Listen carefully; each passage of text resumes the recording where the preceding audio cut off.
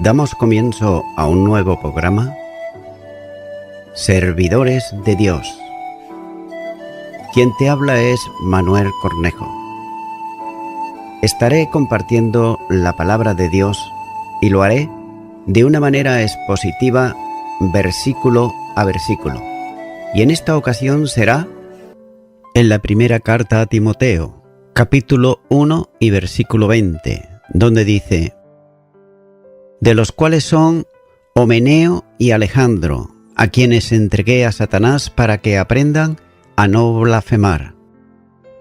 Nótese que entre quienes naufragaron en la fe, se citan aquí a Himeneo y Alejandro.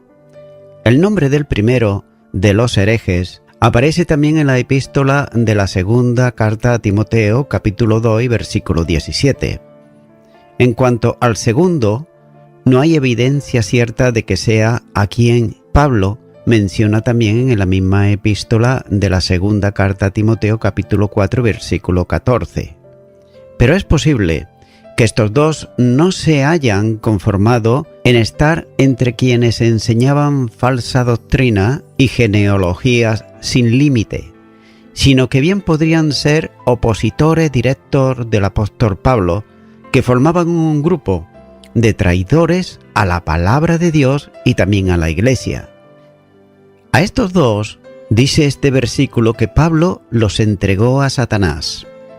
Para algunos el término equivale a excomunión, con lo que simplemente resultaría en una expulsión de la Iglesia. Y nótese que el mismo Señor Jesús ordenó apartar de la congregación a pecadores incorregibles, como dice el Evangelio de Mateo, capítulo 18 y versículo 17. Si no lo oyere a ellos, dilo a la Iglesia, y si no lo oyere a la Iglesia, tenle por gentil y publicano.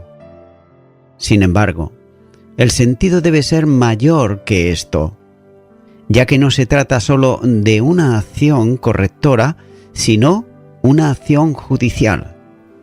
Téngase en cuenta que los apóstoles tenían capacidad de sujetar a los demonios. Por tanto, también tenían la capacidad de entregarles también a personas. Así pues, el que caía en esta acción judicial era entregado en manos de Satanás y llegaba a ser presa de él. No debiera confundirse, por otro lado, esto con la acción que Dios entrega parcialmente a un creyente para que Satanás los zarandee y aflija, como por ejemplo ocurrió con Job. En esa ocasión, el propósito es benéfico, a fin de limpiarlo y restaurarlo para bendición. Y un caso en que se establece la disciplina de entregar a Satanás ocurrió con el incestuoso de la iglesia en Corinto.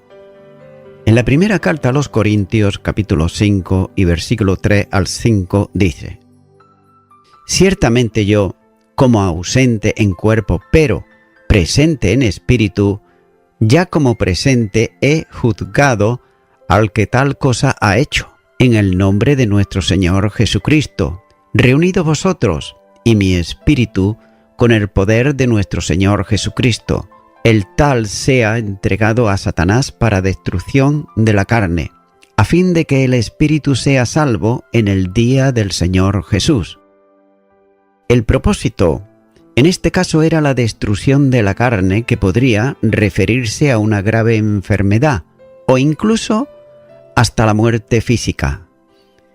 El poder de Satanás sobre esta persona de Corinto estaba limitado a la destrucción de la carne. Aunque se tratase de la muerte física, como era creyente, su parte espiritual se salvaría. Y estos dos falsos maestros, Himeneo y Alejandro, estaban enseñando herejías y hablaban en contra de la verdad. En cierto modo, era hablar en contra del Señor, de ahí el término blasfemar. Es por eso que la razón de esta entrega a Satanás era para que aprendieran a no blasfemar. Aunque estaba siendo una manifestación judicial contra ellos no significa que no hubiese recuperación espiritual para los tales, porque la acción diabólica que les infligiría graves problemas tenía como objetivo que aprendiesen a no blasfemar, esto es, a no hacer lo que estaban haciendo. Estos fueron alejados de la comunión de los creyentes y puestos en manos de Satanás, a causa de su insensata actividad y de la sin duda reprensión que le había sido hecha tal vez por el mismo apóstol. Y ahora voy a estar dando comienzo al capítulo 2 de esta primera carta de Timoteo, donde dice el versículo 1: Exhorto ante todo a que se hagan rogativas, oraciones, peticiones y acciones de gracia por todos los hombres. Comienza diciendo el apóstol Pablo, ruega o exhorta, en sentido de animar a hacer algo. Y lo hace de un modo prioritario, ya que dice ante todo. Esto quiere decir que aun cuando se trata aparentemente de un ruego procediendo del apóstol, se convierte en un mandamiento, porque habla en el nombre del Señor. Algunos, por otro lado, unen esto con lo que cierra el versículo anterior, por lo que sería aplicado a que ante todo luchase la buena batalla. Pero más bien debe entenderse vinculado a lo que sigue, de manera que la Iglesia ha de tomar la oración de intercesión por todos los hombres y debe de hacerlo como asunto prioritario. La oración, en ese sentido, está dentro de la voluntad de Dios, porque es Él quien lo manda llevar el Evangelio a todos los hombres y en todos lugares, como así dice el Evangelio de Mateo, capítulo 28, versículo 19, y Marcos, capítulo 16, y los versículos 15 y 16. Nótese que al hablar de la oración, le da 4 calificativos que tienen que ver con la forma en que puede llevarse a cabo, aunque insistir sobre diferencias entre ellas es algo tan sutil apenas si tiene razón de ser. Y nótese que el primer término es el de peticiones. En algunas versiones se dice rogativas o súplicas, que expresan la idea de orar por necesidades específicas. Y se hace teniendo delante una necesidad concreta, en las que sólo la ayuda de Dios puede resolver. También llama oraciones, que tiene un sentido más general. Pero no se trata aquí de una oración privada, sino de la oración pública en el culto. Punto. El término aparece también en la petición que Pablo hace a los corintios para que oren por él y sus compañeros, como así señala en la segunda carta a los Corintios, capítulo 1 y versículo 11, donde dice: cooperando también vosotros a favor nuestro con la oración, para que por muchas personas sean dadas gracias a favor nuestro por el don concedido a nosotros por medio de muchos. Y en este sentido, la oración expresa un vivo deseo del alma y que brota de un corazón que siente profundo amor por las personas.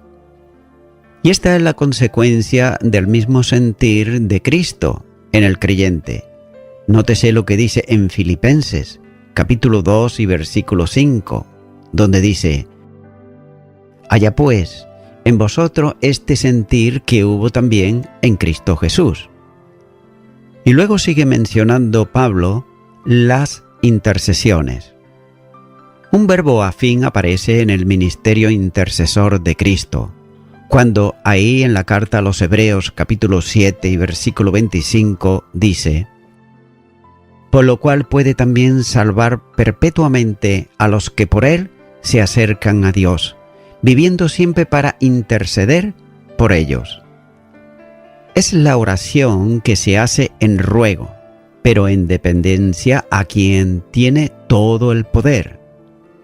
La palabra es tal vez un tanto difícil de traducir por un equivalente exacto en el castellano, pero expresa la idea de un ruego a favor de otros. Y el verbo se usa también para referirse a la intercesión que el Espíritu Santo hace delante de Dios por nosotros. Romanos, capítulo 8 y versículo 26 dice: Y de igual manera, el Espíritu nos ayuda en nuestra debilidad, pues que hemos de pedir como conviene, no lo sabemos, pero el Espíritu mismo intercede por nosotros con gemidos indecibles. Y finalmente califica la oración que debe de hacerse como acción de gracias. Aquí se entiende que la oración de intercesión por los perdidos es hecha con acción de gracias a Dios por la oferta de vida eterna a todo aquel que cree, y además por el privilegio que tenemos de poder llevar el Evangelio a todo el mundo. Así pues, junto con el ruego está la gratitud. La expresión de acción de gracias es esencial en el culto público y en la vida privada.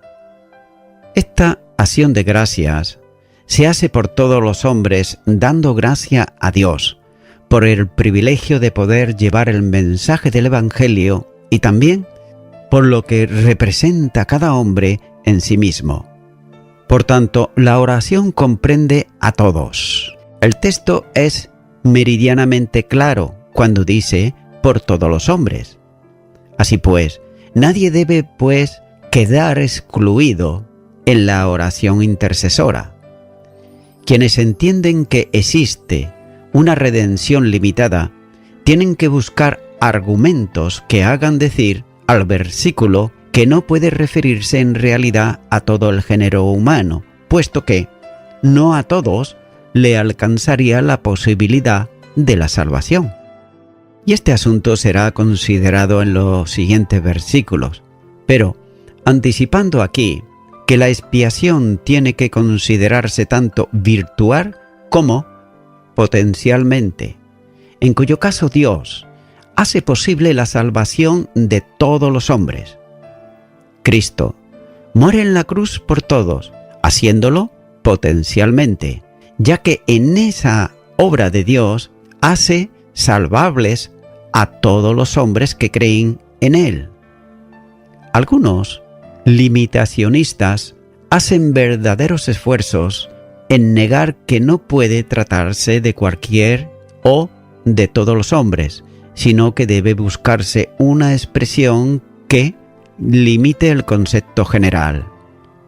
Pero no cabe duda que la expresión todos los hombres puede tomarse como una generalidad dentro de un determinado grupo, para cuya interpretación también tiene que considerarse el contexto inmediato en que está escrito, ya que no es posible sustentar la idea que limita a todos los hombres por todos los hombres en los grupos que se menciona. Y nótese que Jesús mandó ir por todo el mundo y predicar el Evangelio a toda criatura, como dice Mateo capítulo 28 versículo 19.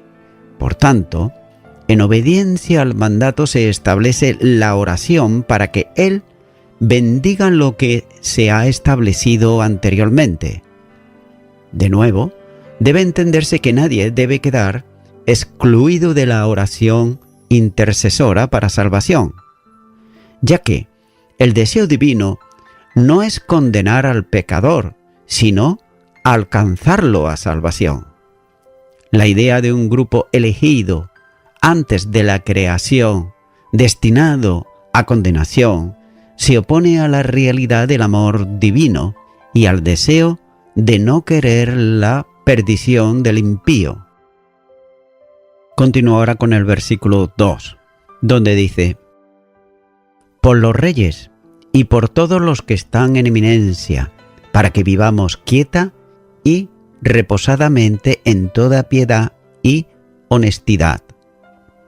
De un modo especial, la oración de intercesión por los gobernantes, las autoridades establecidas en una nación, es sumamente necesaria. El apóstol Pablo menciona dos tipos de autoridades. Por un lado, está la suprema autoridad de la nación bajo la expresión de reyes, y luego los que ejercen autoridad en un ámbito más limitado, a quienes llama los que están en eminencia.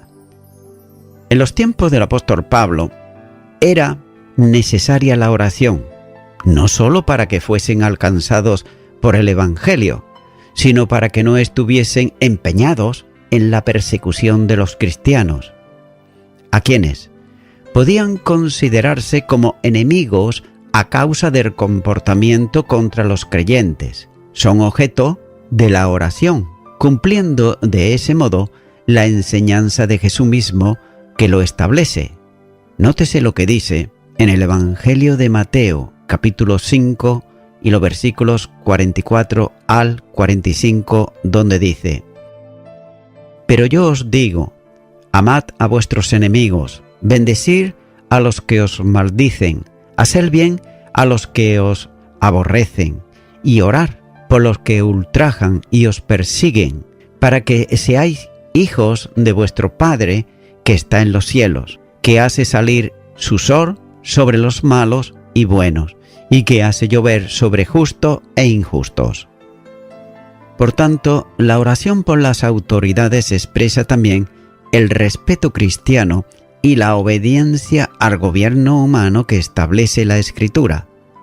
Romanos, capítulo 13 y versículo 1 dice: Sométase toda persona a las autoridades superiores, porque no hay autoridad sino de parte de Dios, y las que hay, por Dios, han sido establecidas. El alcance de la oración comprende también a las autoridades de menor rango, y debe de recordarse que el emperador entonces era nada más y nada menos que Nerón, y es muy probable que se hubiese producido ya el incendio de Roma en el año 64, que trajo como consecuencia la persecución de los cristianos. Sin embargo, aún así Pablo no cambia su idea de la necesidad de orar por las autoridades. El motivo de la oración tiene que ver con la vida del gobernante. En el contexto del versículo, tiene una segunda parte sobre las acciones del rey o sus gobernantes, pero la primera parte orienta la intercesión hacia ellos mismos. El objeto de la oración no es para que los creyentes tengan una vida fácil, sino que el gobernante tenga un comportamiento que permita vivir piadosa y honorablemente. El término piadosa tiene que ver con la práctica sin sobresalto del culto a Dios y de las virtudes cristianas. La honorabilidad, o también la honestidad, tiene que ver con la legislación de leyes que controlen la inmoralidad en todo el amplio sentido de la palabra. Los dos adjetivos que aparecen en el texto griego no son comunes en el Nuevo Testamento, ya que el primero, tranquila, aparece solo aquí y tiene la orientación externa, es decir, ausencia de conflictos en el entorno. Y el segundo, sosegada, está solamente en dos lugares, aquí y en la primera carta de Pedro capítulo 3 versículo 4, donde dice: sino el interno, el del corazón, en el incorruptible ornato de un espíritu afable y apacible que es de grande estima delante de Dios. Tiene que ver, por tanto, con ausencia de conflictos internos. Como todo, debemos de recordar que la vida cristiana no está ausente de conflictos y que Jesús, además, advirtió que en el mundo tendríamos aflicción. El Evangelio de Juan, capítulo 16, versículo 33 dice: estas cosas os he hablado, para que en mí tengáis paz. En el mundo tendréis aflicción, pero confiad, yo he vencido al mundo. Y es que por esa razón debemos interceder para que en lo posible, siempre bajo la soberanía de Dios, disfrutemos de tiempos de tranquilidad, sin conflictos que procedan de afuera. Pero también oramos para que haya sosiego en el interior de la Iglesia. En cualquier caso, en cualquier circunstancia, la oración de intercesión, incluso por nuestros enemigos, debe ser una forma natural de la vida cristiana. Continúa ahora con el versículo 3, donde dice: porque esto es bueno y agradable delante de Dios nuestro Salvador. La primera razón para orar e interceder por todos los hombres es que es bueno. Nótese que expresa la idea de un ejercicio excelente, ya que es la hermosura de un corazón que es capaz de orar incluso por los propios enemigos, expresando con ello el sentir de Cristo y además reflejando el amor de Dios que ama a los pecadores perdidos, buscando la salvación de ellos. En segundo lugar, es que la oración de intercesión es agradable a Dios nuestro Salvador. Esto quiere decir que es un ejercicio aprobado por Él, en base a lo que sigue en el versículo siguiente. La oración está dirigida a quien, como Salvador nuestro, desea ser también el de todos los hombres a los que llama a la fe. Continúa ahora con el versículo 4, donde dice: el cual quiere que todos los hombres sean salvos y vengan al conocimiento de la verdad. Una nueva manifestación del alcance universal del Evangelio. Pablo afirma sin embaguez que Dios quiere que todos los hombres sean salvos. No cabe duda que el deseo de Dios puede ser soberano, por tanto, lo que supondría en este caso que todos los hombres del mundo serían salvos, pero también puede ser un deseo de benevolencia, en el cual, puesto que el deseo de Dios no es que se pierda ningún hombre, cualquiera que venga será recibido a misericordia. El deseo divino es que todos los hombres, sin ningún tipo de distinción, sean salvos. Sin duda, este deseo divino está representado en el mandamiento de predicación del Evangelio a todos los hombres. Y no cabe duda que si Dios ha elegido a algunos para salvación, será salvo, pero no es menos cierto que Dios no rechazará a nadie que venga a Él en fe para entregar su vida al Salvador. Y también, no es menos cierto que el hombre necesita la asistencia del Espíritu de Dios para salvación, y que nadie puede ir a Cristo sin el llamamiento del Padre. Dios ya ha manifestado el deseo de que los hombres se salven en el Antiguo Testamento, al decir: mirad a mí y sed salvos todos los términos de la tierra. Isaías capítulo 45 y versículo 22. En la misma profecía se lee cómo Dios invita a todos los sedientos a venir a las aguas, que aquí son figura de la salvación. Isaías capítulo 55 y versículo 1. Por tanto, el deseo de Dios no es que el impío se pierda, sino que todos procedan al arrepentimiento y vivan. En Ezequiel, capítulo 18, versículo 23 y el versículo 32 dice: ¿Quiero yo la muerte del impío? Dice Jehová el Señor. ¿No vivirá si se apartarse de sus caminos? ¿Por qué no quiero la muerte del que muere? Dice Jehová el Señor. Convertíos pues y viviréis. Nuevamente, es preciso puntualizar que la salvación es de Dios, pero la responsabilidad es del hombre. ya que las dos líneas doctrinales del Nuevo Testamento, la de la elección y la de la libre gracia, vuelven a confluir aquí. Por tanto, es absolutamente irreconciliable para la mente humana que la gracia que escoge para salvación lleve el mensaje de redención a todos, y que aunque los hombres no pueden creer sin la ayuda de Dios, les hace responsables si no creen y se condenan. Es, en cierta medida, un contrasentido para el hombre, pero la razón de esa aparente contradicción es la imposibilidad de conocer la mente de Dios. Ante un misterio inalcanzable para el hombre, debemos reconocer en él la grandeza de Dios y alabarle como hizo el apóstol Pablo.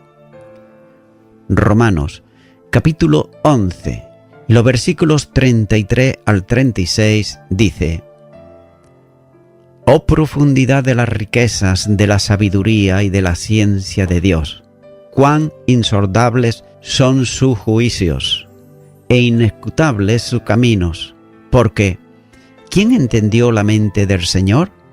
¿O quién fue su consejero? ¿O quién le dio a él primero para que le fuese recompensado?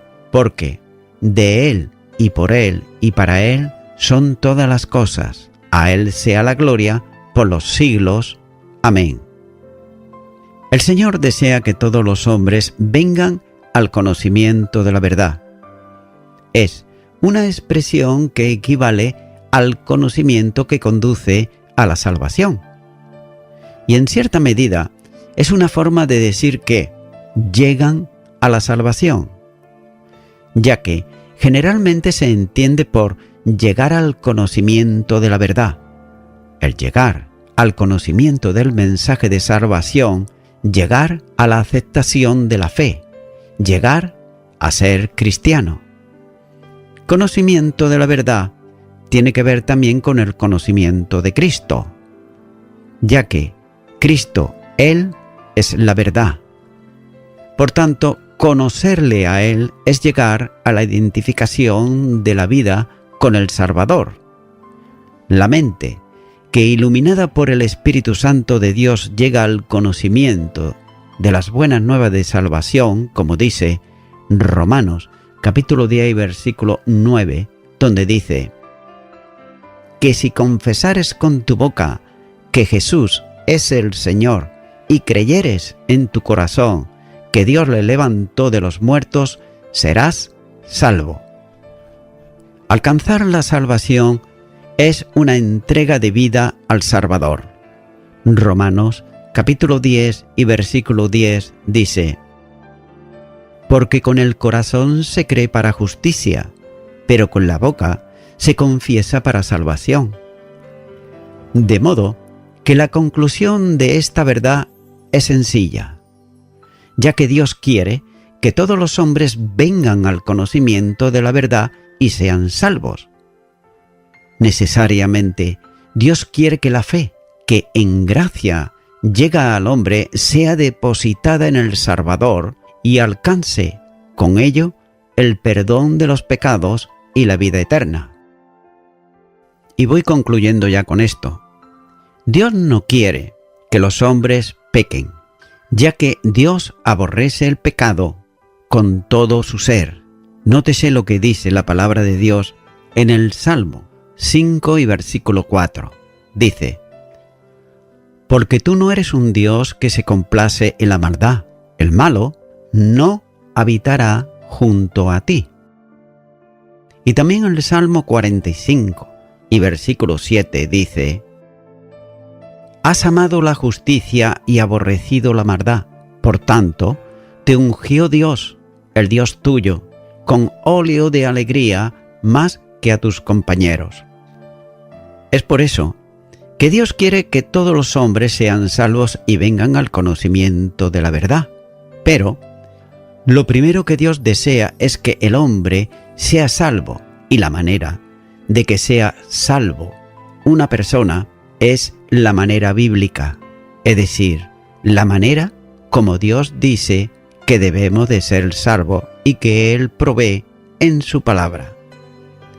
El Evangelio de Juan, capítulo 3, versículo 16, dice: porque de tal manera amó Dios al mundo, que ha dado a su Hijo unigénito, para que todo aquel que en Él cree no se pierda, mas tenga vida eterna. Estimado y estimada oyente, ahora yo te animo para que tú, en un acto de fe, creas lo que Dios dice en su palabra, ya que de esa manera y no de otra, podrás ser salvo, podrás ser salva en Cristo Jesús y venir al conocimiento de la verdad, y la verdad es Jesucristo. Por ello, si nunca has orado a Dios, aceptándole en tu corazón como tu único y suficiente Salvador, yo te animo ahora a que tú ores conmigo y repitas esta oración de fe para recibir a Cristo. Di conmigo ahí a donde estás. Dios eterno, quiero darte gracias porque el deseo de tu voluntad es que todas las personas sean salvas. Esto lo dice tu palabra, yo lo he escuchado y lo creo firmemente. Por ello, en primer lugar, te pido perdón por todos mis pecados, los cuales me arrepiento de ellos, y te acepto a ti, Jesucristo, que eres la verdad, como mi único y suficiente Salvador. En el nombre de Jesús. Amén. Amigo y amiga oyente, si tú has hecho esta oración de corazón, te recomiendo que comiences a orar a Dios, en primer lugar, en el nombre del Señor Jesucristo. Orar a Dios no es rezar, sino que es hablar con una persona. También te recomiendo que leas la palabra de Dios y lo hagas a diario. Comienza, por ejemplo, con el Nuevo Testamento. Y también, por último, te recomiendo que para que puedas crecer espiritualmente, te congregues en una iglesia cristiano-evangélica, donde se predique, se enseñe y se practique la sana doctrina y la palabra de Dios. Congrégate ahí y con el tiempo podrás crecer espiritualmente y también servir al Señor Jesucristo. Que Dios te bendiga. Y a toda la audiencia, nuevamente ya me estoy despidiendo de todos ustedes y será hasta el próximo programa. Que Dios os bendiga a todos.